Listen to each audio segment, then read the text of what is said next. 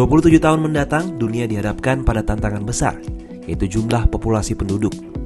Berdasarkan laporan PBB, pada 2050, populasi manusia di muka bumi diprediksi mencapai 9,7 miliar jiwa. Angka ini berarti turut berdampak pada kebutuhan energi dan pangan yang bakal melesat.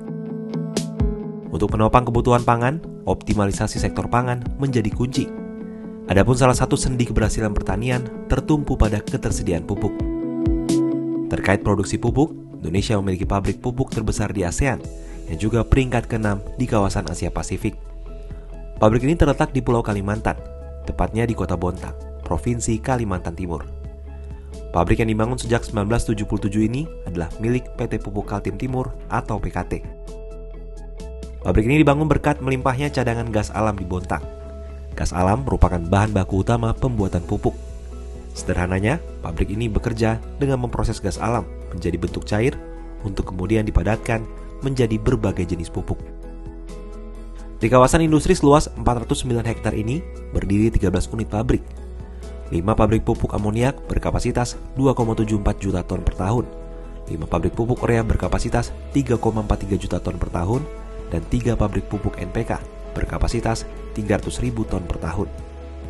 Sebagai contoh, ini adalah unit pabrik 5, pabrik paling modern yang bekerja 24 jam sehari tanpa henti. Keseluruhan operasi dikelola secara digital di ruang kontrol ini dan dibagi dalam 3 shift kerja setiap hari.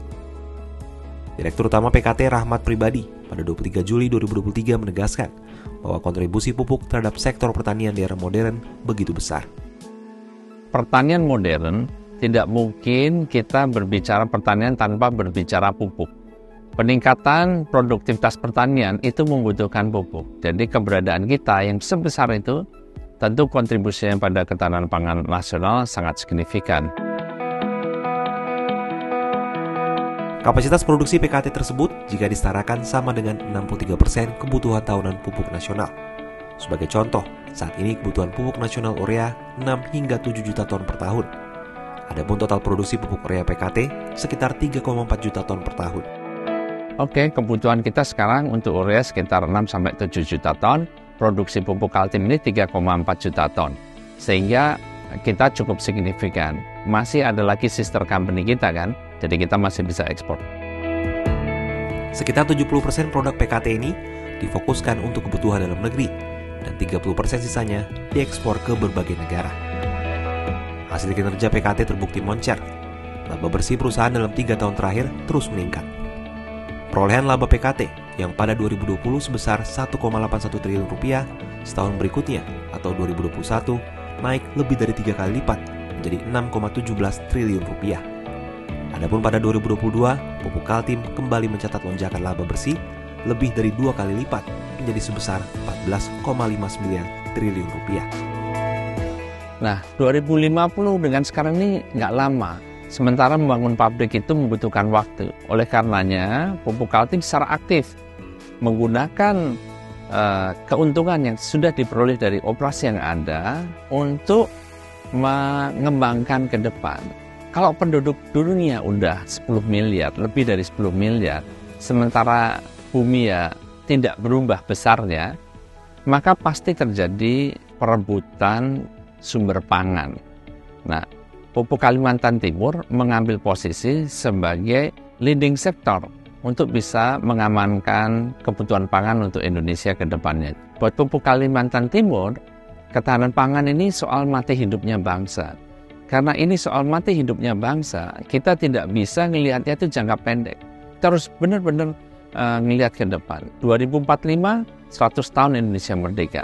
5 tahun setelah itu, ledakan penduduk dunia. Jadi tantangannya harus mulai sekarang kita antisipasi.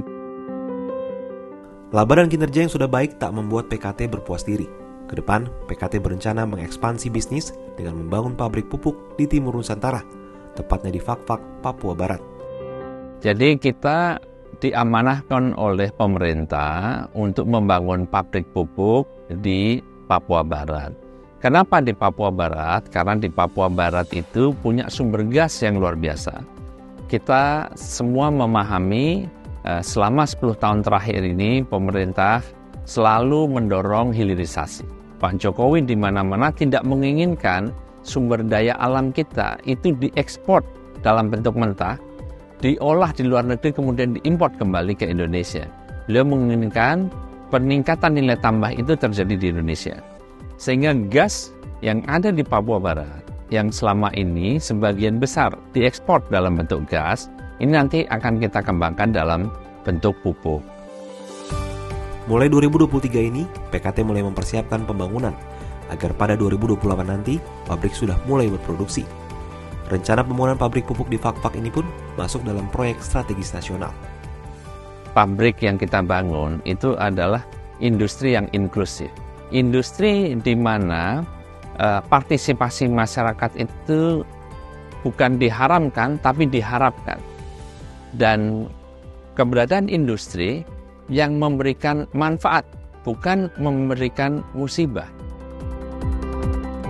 Sebagai pabrik petrokimia berbasis gas, PKT sadar betul ada emisi karbon yang dihasilkan. Jumlah hal diupayakan untuk menekan emisi karbon agar lebih ramah lingkungan.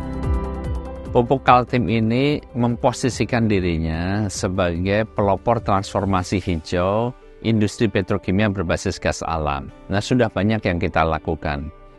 Di sisi environment saja, paling tidak ada beberapa inisiatif yang sudah kita lakukan. Yang pertama, konsep kita dalam mengurangi karbon atau dekarbonisasi itu yang pertama menggunakan low carbon intensity technology. Pabrik yang kurang efisien itu kita bikin efisien supaya karbon yang diemisikan berkurang. Kita sudah menggunakan PLTS. Bagaimana mengatur ketahanan pangan nasional itu, membagi antara kebutuhan dalam negeri, membagi juga dengan kebutuhan luar negeri, dan kita tahu ketahanan pangan di Indonesia itu tidak bisa berdiri sendiri, tidak terpengaruh oleh kondisi global. Jadi kita selalu bilang kalau di industri pupuk, khususnya di pupuk Kaltim, what goes in fertilizer will not stay in fertilizer. Jadi apapun yang terjadi di pupuk itu dampaknya itu pergi jauh di luar sekedar industri pupuk, pangan, ketahanan bangsa, hidup matinya bangsa. Jadi ini adalah kalau kita mau menjaga kelangsungan hidup bangsa, di sini mulainya menjaga ketahanan pangan dengan menjaga ketersediaan pasokan pupuk.